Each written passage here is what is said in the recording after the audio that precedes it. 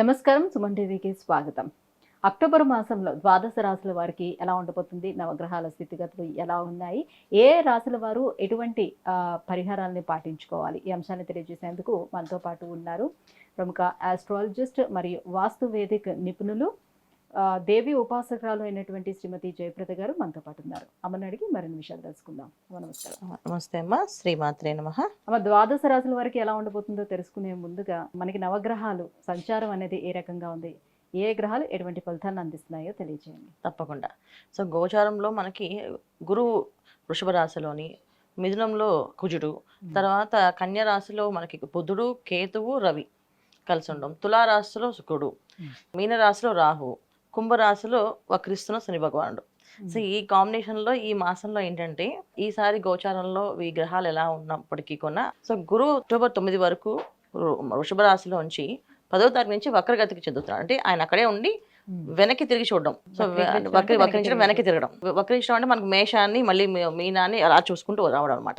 So దీనివల్ల ఏంటంటే కొన్ని రాశులకి అనుకూలంగా, కొన్ని రాశులకి ప్రతికూలంగా ఫలితాలు వస్తున్నాయి ఈ మాసంలో. తర్వాత వచ్చేసి రవి, బుధుడు, కుజుడు స్తంభించడం. కుజుడు 20వ తారీఖుకి కర్కాటక రాశిలో వచ్చి మళ్ళీ తిరుగమనం మళ్ళీ మిథున రాశిలోకి వస్తున్నాడు. ఒక విధంగా చెప్పాలంటే కుజుడు కూడా వక్రిస్తూ మళ్ళీ తిరిగి మళ్ళీ మిథున రాశిలోకి వస్తున్నాడు.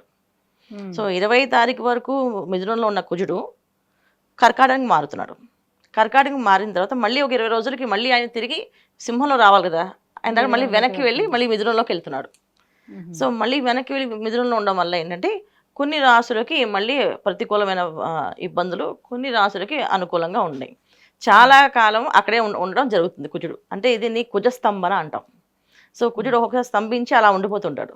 సాధారణంగా అయితే ఆయన ఎక్కువ రోజులు ఉండరు కదా, ప్రతి మాసం మారుతూ ఉంటాయి. మాసగ్రహాలన్నీ ఏంటంటే రవి కానీ, బుధుడు, కుజుడు, శుక్రుడు వీళ్ళు ప్రతి మాసము మారుతూ ఉంటారు. బుధుడైనా, శుక్రుడైనా, కుజుడైనా మారుతుంటారు.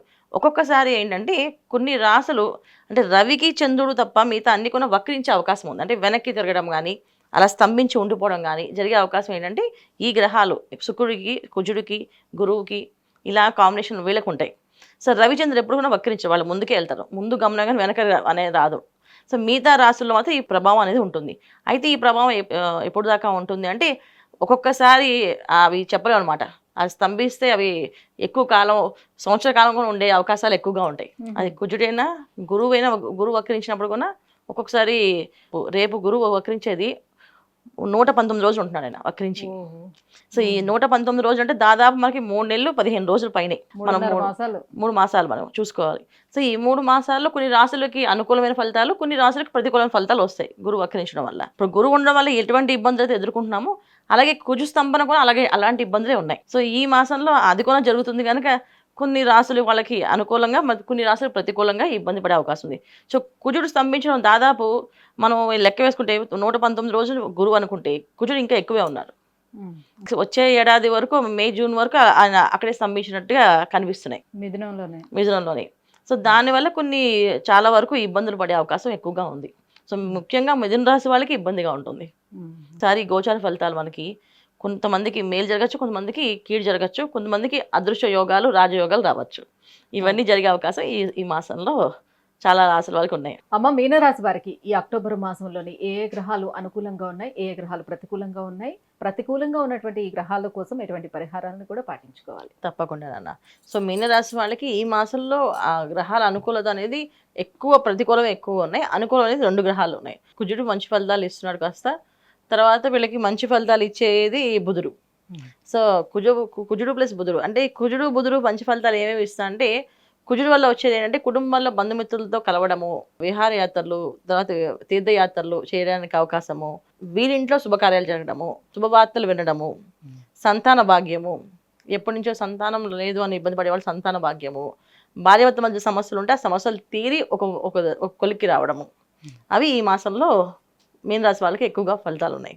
ఇక వ్యవహార విషయంలో, బయట వ్యాపారాల విషయాల్లో, ఉద్యోగాల విషయంలో ఇబ్బందులే ఉన్నాయి. కెరీర్ సంబంధించిన కొన్ని ఇబ్బందులు అయితే ఉన్నాయి వీళ్ళకి. కెరీర్ పరంగా కొంచెం చెడ్డ పేరు వచ్చే అవకాశం ఉంది, ఇబ్బందులు అయితే ఉన్నాయి. సో దానివల్ల ఏంటంటే వీళ్ళు ఎక్కువగా మౌనంగా ఉండడము, దైవారాధన చేయడము, ఎక్కువ శాతం ఇంట్లో గడపడం, ఇంట్లో ఉండడము, అది చేయాలి. ఉద్యోగంకి వెళ్ళామంటే ఎవరితోటి మాట్లాడకుండా మన ఉద్యోగం మనం పని చేసుకొని వచ్చేసామా. వ్యాపారాలు చేసేవాళ్ళు కొత్త వ్యాపారాల కోసం ప్లాన్ చేయకుండా ఉన్న వ్యాపారాన్ని జాగ్రత్తగా చూసుకోవడం. ప్రొఫెషనల్గా ఎదగాలనుకునే వాళ్ళు ప్రొఫెషనల్ వర్క్ మాత్రమే చేసుకొని దానికోసం ఏదో మార్గాలు వెతకడం కానీ వేయడం కానీ చేయకూడదు ఈ మాసంలో. సో వీళ్ళ ఉన్న కెరీర్ వాళ్ళకి ఎంతవరకు ఉందో అంతవరకు తీసుకొని వెళ్తే అనుకూలంగా ఉంటాయి. సో మీనరాశి వాళ్ళకి ఈ మాసంలో ఇలా అంటే కామ్గా వెళ్ళిపోతే అన్ని పనులు బాగానే ఉన్నాయి. కొంచెం ఏదైనా ఎక్స్ట్రాగా చేద్దాము అనుకుంటే మాత్రం ఇబ్బంది పడే అవకాశం ఉంది. అప్పు చేసి చేద్దాము అనుకుంటే అది ఇంకా ఇబ్బందిగా ఉంది. అప్పు మాత్రం చేయకండి. అప్పు చేస్తే మళ్ళీ అప్పు తీర్చే అవకాశమే ఉండదు.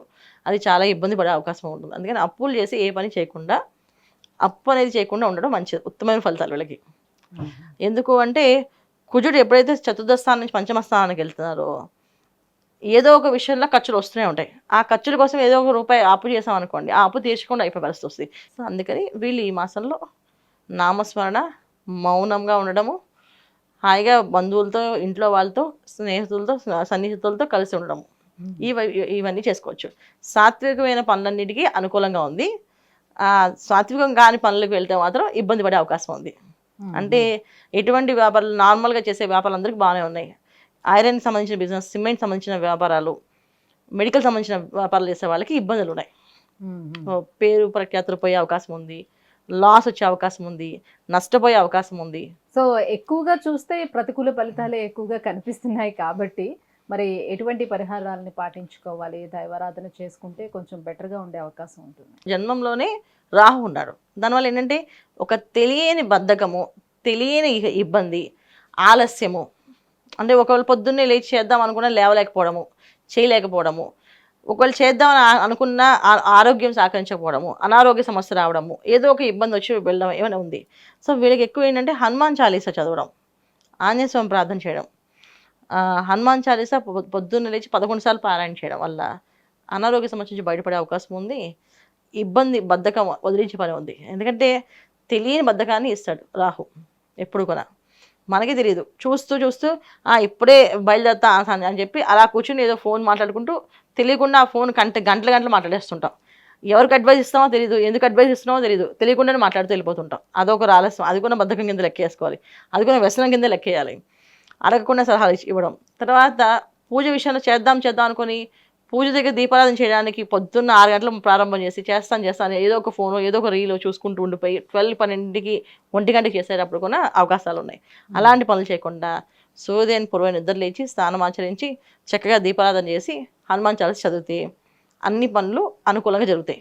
లేకపోతే ప్రతి పని వాయిదా పడుతుంది, విసుగొస్తుంది, విరక్తి కలుగుతుంది. ఈ వీడి దూరంగా ఉండాలంటే ఒకే ఒక మంత్రం, హనుమంతుడి మంత్రం, ఓం నమో హనుమతే నమః. ఈ మంత్రాన్ని కంటిన్యూగా చాంట్ చేసుకోవడం. హనుమాన్ చాలీసా చదవలేమండి అనుకుంటే హనుమాన్ మంత్రాన్ని చదవండి. నమో హనుమతే నమః, హనుమతే నమః, హనుమతే నమః. లేదు చదవలేమంటే రాయండి. చదవలేకపోతున్నాం, నోరు అలా ఆడించలేమంటే ఒక గంట సేపు కూర్చొని హనుమాన్ మంత్రం ఓం నమో హనుమతే నమః అని చెప్పి ఒక 108 సార్లు తక్కువ కాకుండా రాయండి. అలా రాయడం వల్ల, చదవడం వల్ల మనకున్న పాజిటివ్ ఆరా డెవలప్ అవుతుంది ఒంట్లో. ఎప్పుడైతే ఒంట్లో పాజిటివ్ ఆరా అన్నది వస్తుందో ఏ పని చేయాలని శ్రద్ధ కలుగుతుంది.